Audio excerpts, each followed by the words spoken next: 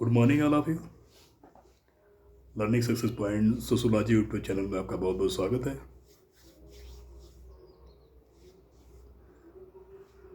जैसा कि पिछले वीडियो में आपको मैंने ये लेक्चर बताया था कि भारत में समाजशास्त्र की उदय कब और कहाँ हुआ था और कैसे हुआ था। स्वतंत्र रूप में समाजशास्त्र का उदय कब हुआ, तो ये चीज़ मैंने आपको पिछले वीडियो में पिछले लेक्चर में बताया था। आज हम आगस्ट काम की एक थियरी है जिसे हम विज्ञानों का संस्करण कहते हैं या हायरेसी ऑफ साइंस की बात करते हैं। जिस प्रकार समाज का भी विकास बौद्धिक विकास के आधार पे एक स्तर से दूसरे स्तर और दूसरे स्तर से तीसरे स्तर में होता है, उसी प्रकार समाजशास्त्र का भी आविष्कार कहीं न कहीं एक सब्जेक्ट से दूसरे सब्जेक्ट, दूसरे सब्जेक्ट से तीसरे सब्जेक्ट इंटरलिंक होते हैं। तो आज हम बात करेंगे विज्ञानों के संस्करण के बारे में या हायरेसी ऑफ साइंस के बारे में आज हम डिस्कस करेंगे। और उससे पहले आपसे एक रिक्वेस्ट है कि आपको अगर कोई भी प्रॉब्लम होती है सोशोलॉजी के बारे में, अदर सोशल प्रॉब्लम के बारे में या फिर कोई और सब्जेक्ट के बारे में, तो अगर आप चाहें तो चैट बॉक्स में शेयर कर सकते हैं, जो आपके प्रॉब्लम को सॉल्व किया जाएगा। और आपसे एक रिक्वेस्ट है कि अगर आप सब्सक्राइब ना किए हो तो सब्सक्राइब जरूर कर लें। तो हम स्टार्ट करते हैं। हायरेसी ऑफ साइंस, विज्ञानों का संस्करण। आगस्ट कांत ने समाजशास्त्र को एक विज्ञान के रूप में स्थापित किया। आगस्ट कांत ने समाजशास्त्र को एक विज्ञान के रूप में स्थापित किया और उन्होंने एक सिद्धांत प्रतिपादित किया था, या यूँ कहें कि आगस्ट कांत ने समाजशास्त्र को एक विज्ञान के रूप में स्थापित करने के लिए एक सिद्धांत प्रतिपादित किया था, जिसे हम विज्ञानों का संस्करण या हायरेसी ऑफ साइंस कहते हैं। क्योंकि आगस्ट कांत ने भी जिस प्रकार समाज का विकास बौद्धिक विकास के आधार पर एक स्तर से दूसरे स्तर, दूसरे स्तर से तीसरे स्तर में हुआ, उसी प्रकार समाज में पाए जाने वाले प्राकृतिक विज्ञानों का विकास भी एक विज्ञान से दूसरे विज्ञान और दूसरे विज्ञान से तीसरे विज्ञान, तीसरे से चौथे विज्ञान इत्यादि के रूप में हुआ। उन्होंने आगे ये भी कहा कि विज्ञानों के विकास के इसी क्रम को हम विज्ञानों का संस्करण कहते हैं। अब ये चीज़ आप ध्यान से सुनिएगा कि मतलब आप समझने की कोशिश भी करिए कि विज्ञानों को संस्करण किसे कहा जाता था। उन्होंने ये बताया कि समाज का जो विकास है वो बौद्धिक विकास के आधार पर एक स्तर से दूसरे स्तर और दूसरे से और तीसरे स्तर में हुआ। उसी प्रकार समाज में पाए जाने वाले प्राकृतिक विज्ञानों का विकास भी एक स्तर से दूसरे स्तर, या यूँ कहें कि एक विज्ञान से दूसरे विज्ञान और दूसरे विज्ञान से तीसरे विज्ञान और तीसरे से चौथे इत्यादि के रूप में विकास हुआ। और विज्ञानों के इसी क्रम को हम विज्ञानों का संस्करण कहते हैं। ये चीज़ तो क्लियर हो गई। विज्ञानों का बौद्धिक विकास के आधार पर हुआ, किंतु कुछ निश्चित नियमों के माध्यम से हुआ। वह निश्चित नियम क्या है? उन्होंने कहा कि विज्ञानों का जो विकास हुआ वो इसी क्रम में हुआ। आज जो विज्ञानों का विकास बौद्धिक विकास के आधार पर हुआ, लेकिन कुछ निश्चित नियमों के माध्यम से हुआ। वो निश्चित नियम क्या है? पहला, ऐतिहासिक खोज या उद्भव के आधार पर। दूसरा, घटती हुई सरलता बढ़ती हुई जटिलता के आधार पर। तीसरा, तथ्यों में संशोधन या बदलाव वृद्धि के क्रम आधार पर। चौथा, प्रसृता वृद्धि के आधार पर। ये चार प्रकार के जो निश्चित नियम थे जो विज्ञानों में संस्करण हुआ है, एक विज्ञान से दूसरे विज्ञान, तीसरे विज्ञान, जो भी इत्यादि के रूप में विकास हुआ, तो जो निश्चित नियम थे, कुछ निश्चित नियमों के आधार पे हुआ था या माध्यम से हुआ था। तो पहला मैंने बता दिया कि ऐतिहासिक खोज या उद्भव के आधार पर, घटती हुई सरलता और बढ़ती हुई जटिलता के आधार पर, तथ्यों में संशोधन या बदलाव वृद्धि क्रम के आधार पर। चौथा, प्रसारिता वृद्धि के आधार पर, डिपेंडेंसी की बात की गई थी, क्योंकि कोई ना कोई विज्ञान एक दूसरे पे डिपेंड होता है। तो हम इसके बारे में एक एक चीज़ के बारे में बात किया जाए कि ऐतिहासिक खोज या उद्भव के आधार पर इसकी व्याख्या किया जाए कि आगस्ट काम ने इस बेस पे कैसे एक विज्ञान को दूसरे विज्ञान से जोड़ने की कोशिश की है। पहले नियम के आधार पर शून्य की खोज हुई और शून्य से ही गणित का विकास हुआ। दूसरे नियम के अनुसार, चूंकि गणित निश्चित नियमों पे आधारित होता है, इसलिए गणित सबसे सरल विज्ञान माना गया है। तीसरे नियम के आधार पर गणित में तथ्यों के संशोधन की संभावनाएं नहीं होती है। और चौथे नियम के अनुसार गणित किसी पर आश्रित नहीं होता है।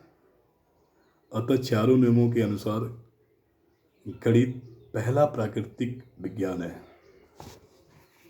हमने गणित को अप्लाई किया और इनके जो चार माध्यम थे, निश्चित माध्यम थे या निश्चित नियम थे, अप्लाई किया गया कि पहले नियम के अनुसार शून्य की खोज हुई और शून्य से ही गणित का विकास हुआ। दूसरे नियम के अनुसार गणित निश्चित नियमों पर आधारित है, इसलिए गणित सबसे सरल विज्ञान माना गया है।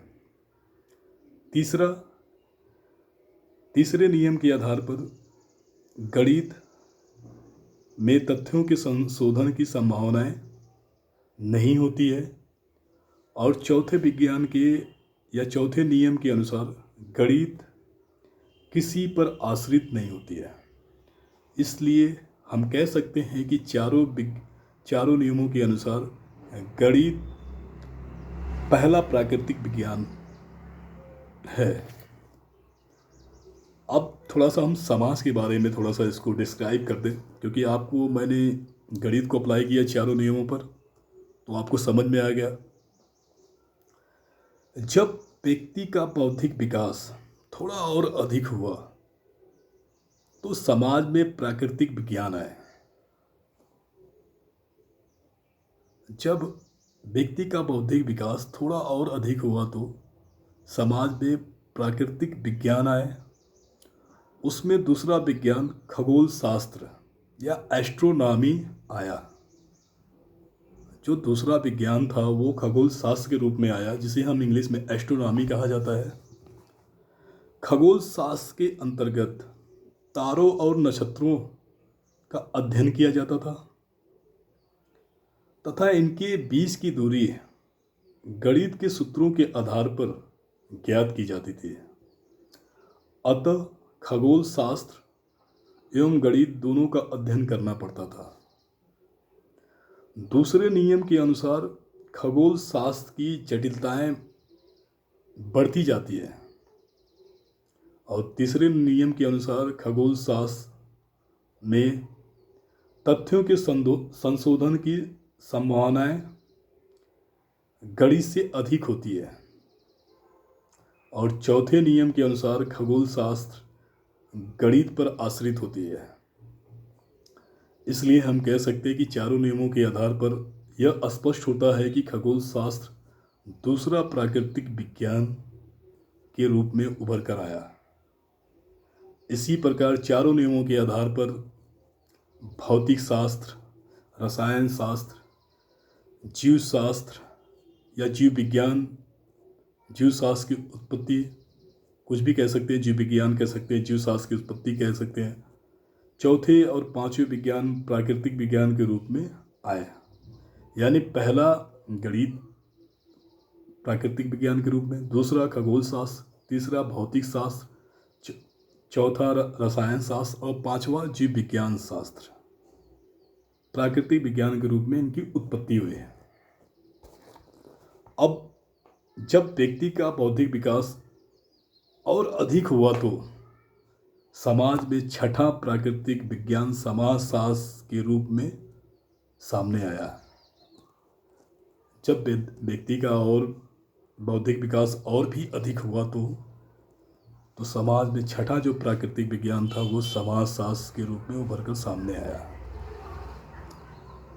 समाजशास्त्र के अंतर्गत जीव विज्ञान, भौतिक विज्ञान, रसायन विज्ञान, खगोल शास्त्र,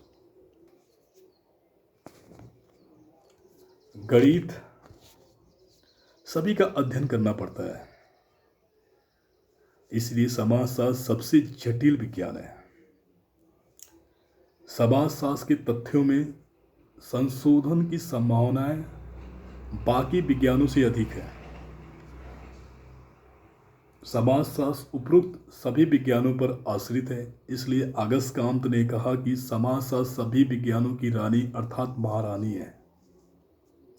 ये आपको क्वेश्चन पूछा जाता है कोटेशंस के रूप में, कमेंट्स के रूप में, कि समाजशास्त्र विज्ञानों की रानी अर्थात महारानी है, किसने कहा? क्योंकि अगर जानेंगे तो टिक मारेंगे, नहीं जानेंगे तो फिर कुछ भी मार सकते हैं 4 ऑप्शन में। तो अगस्त कांत ने ये कहा कि जब विज्ञानों का संस्करण का जब अध्ययन कर रहे थे और समाजशास्त्र को अप्लाई किए थे उन 4 निश्चित नियमों के माध्यम से, तो उन्होंने ये चीज़ बताया था कि समाजशास्त्र सबसे जटिल विज्ञान है। इसलिए समाजशास्त्र के तथ्यों में संशोधन की संभावनाएं बाकी विज्ञानों से कहीं अधिक है। इसलिए उपरोक्त सभी विज्ञानों पर आश्रित है। क्योंकि समाजशास्त्र सभी विज्ञानों पर आश्रित है, इसलिए अगस्त कांत ने कहा था कि समाजशास्त्र सभी विज्ञानों की रानी अर्थात महारानी है। फिर उसके बाद आगे चल के उन्होंने स्टडी किया और बताया कि कुछ समय पश्चात अगस्त कांत के संपर्क में क्लाउडिला डी बोस्के नाम की तलाकशुदा महिला आई और अगस्त कांत की अच्छी मित्र बन गए। ये बात करते इस समय जब भारत में 2010 में लिविंग रिलेशनशिप आई और मेल और पुरुष को 18-21 का एज का पालन करना था। उसके साथ वो कहीं भी लिविंग रिलेशनशिप के रूप में रह सकते थे। तो सोचिए फ्रांस में कितने साल, बहुत पहले से आई, 200 साल पहले आ चुकी थी नियम, जो भारत में अप्लाई हुआ 2010 में। तो उस समय जब उन्होंने स्टडी कर रहे थे तो उनके संपर्क में एक क्लाउडिला डी बोस्के नाम की एक विधवा या ये कहें कि तलाकशुदा महिला उनके संपर्क में आई और आगे चल के उनकी एक अच्छी मित्र बन गए। दोनों बिना विवाह किए साथ साथ रहने लगे तो समाज ने इनका विरोध किया। लॉजिक सी बात है, कोई तलाकशुदा औरत या डाइवोर्स वीमेन आ रही है आपके यहाँ, तो आप एक अच्छी मित्र हो गई और दोनों एक साथ बिना विवाह किए एक मकान में एक कमरे में रह रहे हैं, तो सोसाइटी की जब नज़र पड़ेगी तो वो सोसाइटी एक हे दृष्टि से आपको देखोगे बिना शादीशुदा किए ही ये दोनों एक साथ रहने लगे, तो दुनिया भर के कमेंट्स, नेगेटिव कमेंट्स आते रहते हैं। तो उनका काफ़ी समाज में उनका विरोध होने लगा। फिर उन्होंने सोचा कि समाज की घटनाओं के अध्ययन के लिए तो मैंने एक विज्ञान प्रतिपादित किया था। जब अगस्त कांत ने समाज की घटनाओं को अध्ययन के लिए एक विज्ञान प्रतिपादित कर दिया, परंतु मानवता और नैतिकता के लिए अलग से विज्ञान प्रतिपादित करना चाहिए था, तो इन्होंने एक आचार शास्त्र का नाम 7वां विज्ञान के रूप में प्रतिपादित किया। 6वां जो प्राकृतिक विज्ञान था वो समाजशास्त्र था और 7वां था जो समाज में इनका विरोध हुआ, जो एक तलाकशुदा महिला के साथ रहने लगे। उनका विरोध समाज में इस प्रकार के होने लगा कि वो जो 7वां जो विज्ञान था प्राकृतिक विज्ञान, वो आचार शास्त्र के रूप में सामने नजर आया। इसके द्वारा मनुष्यों में मानवता एवं नैतिकता का विकास करना चाहा, लेकिन इन्होंने सोचा कि मेरा यह विज्ञान मनुष्यों तक कैसे पहुंचेगा। तो उन्होंने समाजशास्त्रियों को मानवता का धर्म का पालन करने की सलाह दे डाली और कहा कि मानवता का विकास करिए, इन्हें ही मानवता की पुजारी की संज्ञा दी जाती है। क्योंकि जब कोई कंसेप्ट, कोई थॉट अगर किसी पर्सन के विचार में आता है, समाज की भलाई के लिए कोई नियम आता है, तो हमें उसको प्रचार प्रसार करने के लिए समाजशास्त्री, उस समय समाजशास्त्री ज़्यादा उभर कर आ रहे थे। Karl Marx, Max Weber, Herbert Spencer. तो उन्होंने ये कहा कि मेरा ये विज्ञान या मेरा ये आचार शास्त्र का जो नियम है मनुष्य तो कैसे पहुंचा गया। तो उन्होंने ये कहा कि समाजशास्त्रियों के माध्यम से धर्म का पालन करने के लिए सलाह दिया था और कहा था कि मानवता का विकास करिए, इन्हें ही मानवता की पुजारी की संज्ञा दी गई। इससे स्पष्ट होता है, निष्कर्षतः हम कह सकते हैं कि ऑगस्ट कांट द्वारा प्रतिपादित प्रत्यक्षवाद और मानवता दोनों एक दूसरे के विरोधी हैं। कांट द्वारा प्रतिपादित प्रत्यक्षवाद और मानवता दोनों एक दूसरे के विरोधी हैं। इस प्रकार मानवता के विकास के द्वारा इन्होंने स्वयं अपनी प्रत्यक्षवादी विचारधारा की निर्मम हत्या कर दी है, जो कि इनके शिष्य जॉन स्टुअर्ट मिल ने इनके विषय में कहा कि प्रत्यक्षवाद का जन्मदाता ही सबसे कम प्रत्यक्षवादी निकला।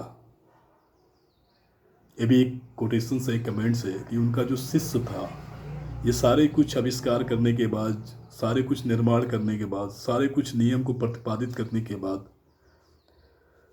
तो क्योंकि मानवता के विकास के द्वारा उन्होंने स्वयं को अपनी प्रत्यक्षवादी विचारधारा की निर्मम हत्या कर दी थी। इसी के उपलक्ष्य में उनके जो शिष्य थे, सबसे प्यारे शिष्य थे जॉन स्टुअर्ट मिल ने, उनके विषय में कहा था कि प्रत्यक्षवाद का जन्मदाता ही सबसे कम प्रत्यक्षवादी निकला। तो कहने का मतलब है कि जो नियम को अप्लाई किया और अपने नियम और अपने विचारधारा को हत्या कर देता है या उसको ख़त्म कर देता है, जिसके अंदर पूरी सकारात्मकता थी कि ये अप्लाई होगा तो समाज एक दिन सामने होगा, लेकिन उन्होंने कह दिया था कि उन्होंने ये भी कहा कि प्रत्यक्षवाद और मानवता दोनों एक दूसरे के विरोधी हैं। क्योंकि समाजशास्त्र में जटिलताएं बहुत है और विज्ञानों की अपेक्षाएं जो है कि समाजशास्त्र में अधिक संभावनाएं हैं संशोधन की। क्योंकि विज्ञान में क्या होता है कि फार्मूले पर अप्लाई किए सब चीज़ निकलता गया, लेकिन जो ह्यूमैनिटीज सब्जेक्ट हैं कहीं ना कहीं एरर के सब्जेक्ट के रूप में आते हैं। तो इसलिए उन्होंने इस प्रकार की विचारधारा को अपनाव किया, क्योंकि उन्होंने कहा कि प्रत्यक्षवाद और मानवता दोनों एक दूसरे के विरोधी हैं। जहाँ विज्ञान है तहाँ धर्म नहीं है, जहाँ धर्म है वहाँ विज्ञान नहीं है। एक सिंपल सी भाषा में आप समझिए, उदाहरण के तौर पे, कि जहाँ धर्म है वहाँ विज्ञान है, जहाँ धर्म है वहाँ विज्ञान नहीं है, जहाँ विज्ञान है वहाँ धर्म नहीं है। अगर हम विज्ञान को धर्म के माध्यम से अप्रूव करना चाहें कि ये चीज़ होता है, तो शायद दोनों का लॉजिक का, दोनों का सेंस अलग हो सकता है। क्योंकि मैंने कहा कि विज्ञान में हमेशा फार्मूले पर डिपेंड करते हैं और जो समाज की जो विचारधारा है या मानव की जो विचारधारा है वो बिल्कुल डिफरेंट है। वहाँ पे संशोधन की बाकी संभावनाएं हैं अन्य विज्ञानों की अपेक्षा। तो इसलिए प्रत्यक्षवाद का जन्मदाता ही सबसे कम प्रत्यक्षवादी निकला, जॉन स्टुअर्ट मिल के कमेंट थे। तो आज हमने आपको विज्ञानों के संस्करण के बारे में, हेरेसी ऑफ साइंस के बारे में, ऑगस्ट कांट के सबसे मूल इम्पॉर्टेंट है, जो कि UG, BA, MA, PGT, NET चेयर, पीएचडी, मतलब ये कहा जाए कि समाजशास्त्र की बेसिक कंसेप्ट है। Thank you so much.